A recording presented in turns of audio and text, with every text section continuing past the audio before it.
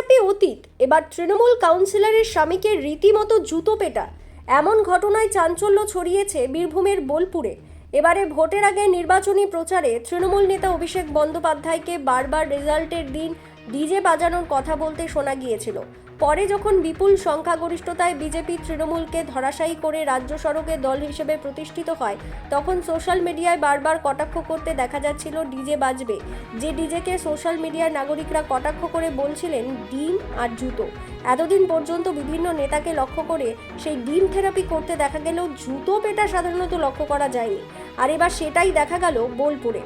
রাজ্যের প্রাক্তন মন্ত্রী তথা বোলপুরের বর্তমান বিধায়ক চন্দ্রনাথ সেনার ঘনিষ্ঠ তৃণমূল নেতা তথা বোলপুর পৌরসভার 1 নম্বর ওয়ার্ডের কাউন্সিলর সঙ্গীতা দাসের স্বামী বাবু দাসকে শান্তিনিকেতন থানার পুলিশ তোলাবাজি, জমি দখল সহ একাধিক অভিযোগের পরিপ্রেক্ষিতে গ্রেপ্তার করে। এরপর আজ মঙ্গলবার তাকে আদালতে তোলার আগে যখন বোলপুর মহকুমা হাসপাতালে মেডিকেল করানোর জন্য আনা হয়, তখনই তাকে জুতো পেটা করেন কয়েকজন।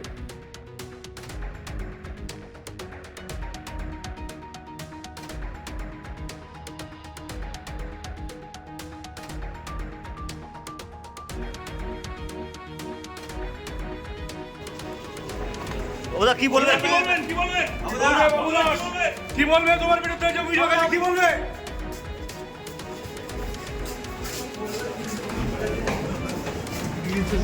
আচ্ছা